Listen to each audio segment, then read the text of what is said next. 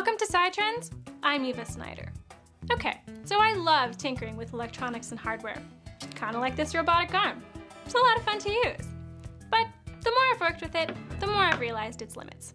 Here's what I mean. I can pick up this card just fine. But when my robot tries to do it, it really struggles. So how do you make a machine that can grab things like a human can? Well, we talked with a company who's trying to solve that problem. iRobot, the folks that make the Roomba. They're building way more than just robot vacuum cleaners. Hi, I'm Eva. Hi, I'm Chris. Welcome to iRobot. It's nice to meet you. Engineer Chris Jones, the company's senior principal investigator, showed me some of their prototypes. As you can see, it's a very early robot built by our founder. Chris and his team of researchers make robots that use a lot of different ways to get around. Some walk on 6 legs like an ant. Others climb walls with suction cups. And some use tank treads to get over rocks and rubble. So moving from place to place? No problem. But when it comes to picking things up, that's more tricky. Most of these robots use a simple electromechanical device to do that. It's a metal claw called a gripper. So what's this? Eva, this is the PackBot. This is a pretty simple two-fingered gripper, two-fingered pincer. The fingers can open and close, and the fingers can twist around. A gripper can do a lot of different things in the field, like grab heavy objects, turn them over, drag them around. But with just 2 fingers, it can't do everything. You need a robot that has a much more capable hand to do increasingly complex tasks, from grabbing and opening doorknobs or doors to picking up a glass of water off the table. Back in the lab, we're working on next generation hands with better capabilities, much more powerful hands. You want to go check it out? Yeah, I'd love to.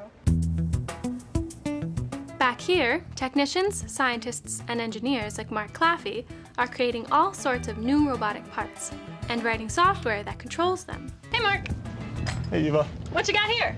So this is the Dexter hand. It's a new hand we've developed here at iRobot that can grasp things very similarly to the way a human can. Mark designed Dexter's fingers to move independently, like ours. But its real advantage? Instead of being made from hard metal, Dexter's fingers are soft and flexible. So as you can see, these fingers, they have rubber pads here on the fingers, and they have this rubber flexure joint at the end, so this lets the finger twist. Flexible fingers may not seem like a big deal, but they can help a robot grab different objects. And close the fingers. Right, so it tries to drive, and we get a stable grasp with a rock. Pick it up, turn it. I'm not doing anything smart about where I'm putting it, right? I'm just closing the fingers, and we get good grasp. If you look at the fingers, they've bent. The rubber just lets the things flex to wherever they need to be to get the best grasp on the object. That flexibility is what engineers call compliance. It means that instead of being totally rigid, the robot gives a little when you touch it. In that way, Dexter was designed to be like us. Think about it. Your fingers aren't made of metal. They're soft and squishy. When you pick up an object, the pads on your fingertips squeeze around it. Your hands are also soft in a different way in that they can twist and bend when they're interacting in the real world, when you're trying to pick something up. The same goes for Dexter. Its soft fingers can squish around an object for a solid grip. And, just like our fingers, they're held in place there by powerful tendons. In a human hand, tendons act like control cables, running from your fingertips, through your palm, to muscles in your forearm.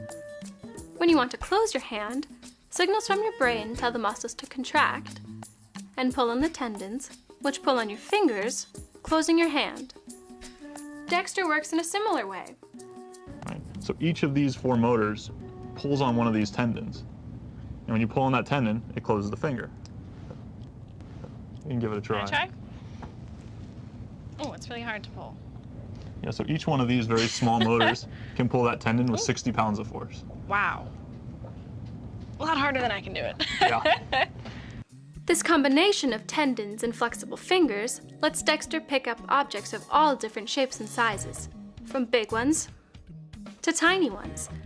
But with all those motors and electronics inside, it can be complicated to build. That's why engineers like Ann Mozica are working on a hand that's a little simpler. So simple, it's filled with nothing but air. So this is cool. Check this out. It's a full inflatable hand and Whoa. arm. That's awesome.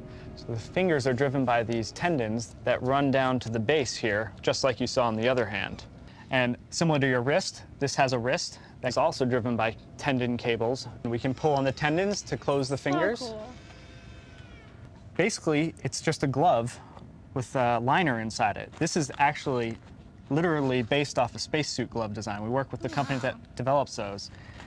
And inside is the actual inflatable part. So it's basically a balloon. And it keeps all the air inside the glove. And driving all those tendons are these motors with the cable coming off. So why inflatable? Well, inflatables are cheap. They're basically fabric sewn together. We add some motors to it, some tendons, and that lets us move everything.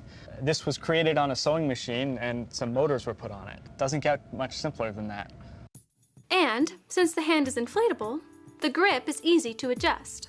Add more air for a firm grasp, or let air out for a soft, compliant one.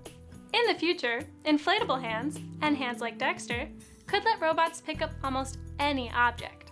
So the dream of a personal robot assistant might not be so far off after all. For SciTrends, I'm Eva Snyder.